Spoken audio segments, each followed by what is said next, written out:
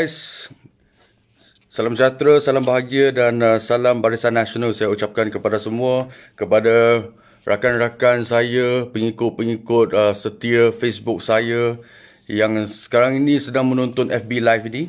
Okey, jadi pada hari ini tujuan saya membuat FB Live ini ialah untuk mengajukan beberapa soalan kepada mantan Menteri Kewangan negara, iaitu Yang Berhormat Lim Kuan Yew. Okey. Jadi sebelum itu saya nak bawa satu berita dulu.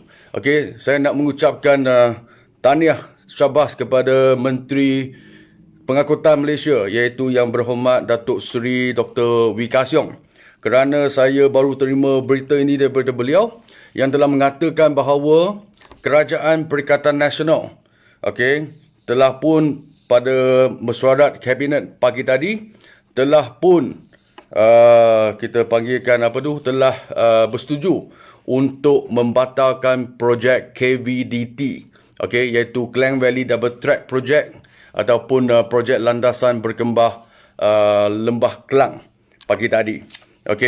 Saya mengucapkan tahniah dan syabas kepada Datuk Seri Wee Ka Siong selaku Menteri Pengangkutan dan juga Presiden MCA kerana mempunyai keberanian dan juga mempunyai komitmen dan kesungguhan politik untuk membatalkan projek KVDT 2 ini. Kenapa saya mengucapkan tahniah kepada Datuk Seri Wee Ka Siong?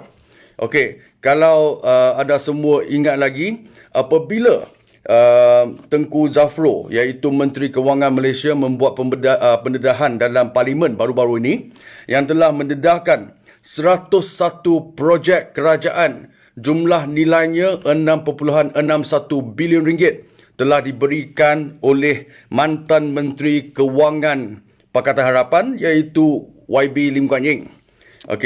Dalam tempoh 22 bulan mereka menjadi kerajaan.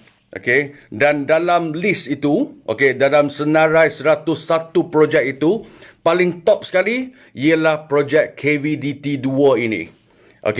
Jadi apabila berita ini didedahkan oleh Tengku Zafrul dalam Parlimen baru-baru ini yang turut menggegarkan satu negara, dengan cepat Lim Kuan Yew telah membuat balas, telah mengadakan sidang media, dan dalam sidang media tersebut Lim Kuan Yew telah pun menuding jari kepada Kerajaan Barisan Nasional. Dia kata apa dulu? Dia kata senarai projek rundingan terus yang didedahkan Menteri Kewangan Tengku Datuk Seri Zafrul Tengku Abdul Aziz sebelum ini didakwa projek yang diwarisi daripada kerajaan terdahulu, iaitu Barisan Nasional. Dia kata projek-projek semua ini dilakukan ataupun diberikan dalam zaman kerajaan Barisan Nasional. Sebab itu Menteri Kewangan, mantan Menteri Kewangan Lim Kuan Yew telah pun meneruskan projek-projek yang telah diberikan oleh Kerajaan Barisan Nasional. Itu menjadi alasan beliau lah. Dia kata dia tak boleh nak batalkan kerana dia hanya mewarisi apa yang telah diberikan oleh Kerajaan Barisan Nasional.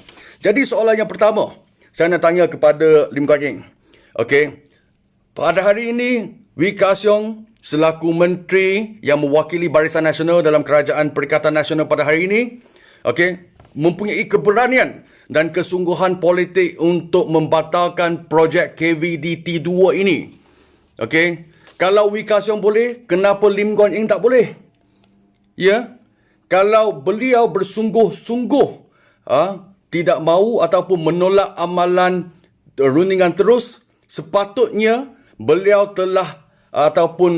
akan membatalkan projek KVDT 2. Tetapi kenapa Lim Kuan Yew tidak buat ataupun tidak membatalkan projek itu sepanjang tempoh 22 bulan menjadi kerajaan ataupun Menteri Kewangan? Jadi soalan pertama saya, adakah Lim Kuan Yew ini betul-betul bersungguh-sungguh dalam menolak amalan rundingan terus? Direct no go. Kalau Lim Kuan Yew ini bersungguh-sungguh, takkan dia tak boleh nak batalkan projek? Kenapa apabila telah dibongkarkan dalam Dewan Rakyat, barulah beliau melatah. Dia kata ini semua projek yang diwarisi daripada Kerajaan Barisan Nasional. Itu soalan yang pertama. Yang kedua, ini dia.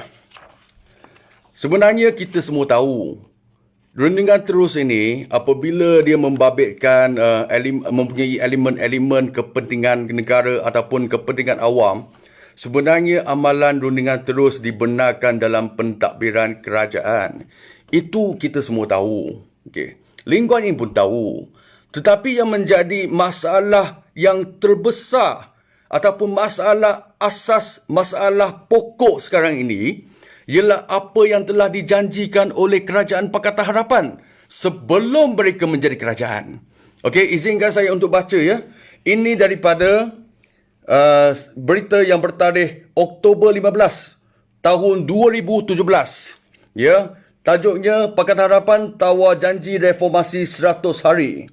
Okey, jadi dalam ni izinkan saya untuk baca ya.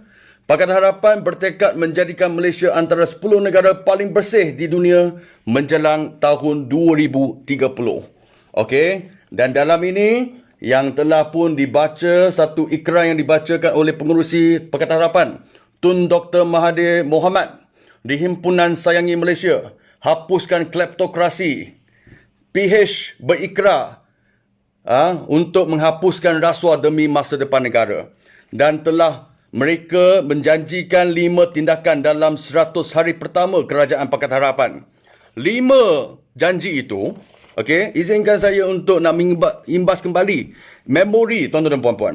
Dalam 5 janji itu telah mengatakan mereka berikrar untuk menghapuskan amalan runding terus ataupun darah nego untuk semua kontrak kerajaan. Jadi yang menjadi masalah sekarang ini, apabila Pakatan Harapan sebelum mereka menjadi kerajaan, macam-macam mereka telah janji kepada rakyat. Termasuk ini, dia kata nak menghapuskan amalan rundingan terus untuk semua kontrak kerajaan. Tetapi setelah menjadi kerajaan, semua telah mereka lupakan. Semua janji telah pun dicapatikan. Jadi itu yang menjadi masalah yang terbesar. Itu soalan yang kedua. Saya nak ajukan kepada Lim Guan Eng. Yang ini ikrar yang telah dibacakan oleh Tun Dr. Mahathir turut disertai ataupun turut disokong oleh Lim Guan Eng. Jadi soalan dia, apabila Lim Guan Eng ini bersungguh-sungguh dalam memerangi gejala rasuah dan dalam menolak amalan rundingan terus ini, kenapa dalam masa 22 bulan menjadi kerajaan dan Menteri Kewangan, Lim Guan Eng tak boleh nak batalkan kerajaan ataupun membatalkan projek-projek yang diberikan oleh kerajaan sebelum ini. Jadi pada hari ini, sekali lagi saya nak ucapkan tahniah syabas kepada Datuk Seri Dr. Wee Ka Siong, kerana mempunyai keberanian. Walaupun beliau mewakili Barisan Nasional untuk duduk dalam kerajaan sehari ini sebagai menteri, tetapi beliau mempunyai keberanian dan kesungguhan politik untuk membatalkan projek yang pada hikmah beliau mempunyai masalah. Okey, kalau Wee Ka Siong boleh buat, kenapa Lim Guan Eng tak boleh buat? Okey. Dan yang kedua, saya ulangi soalan yang kedua, apa yang telah dijanjikan oleh Pakatan Harapan iaitu untuk menolak amalan rundingan terus ini, kenapa tidak dapat dibuat ataupun tidak dapat ditepati oleh Lim Guan Eng? Okey, itu saja guys, tuan-tuan dan puan-puan. Harap berkongsi kepada mereka yang tidak sempat untuk menonton FB Live ini. Mohon tuan-tuan dan puan-puan, rakan-rakan saya dalam Facebook supaya share video ini, supaya video ini sampai kepada Lim Guan Eng.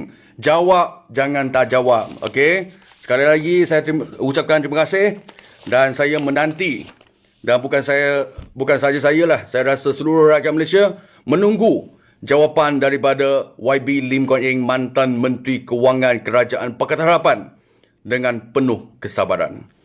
Terima kasih. Salam sejahtera, salam bahagia dan salam Barisan Nasional. Thank you. Nandri Wanakam. Sisi.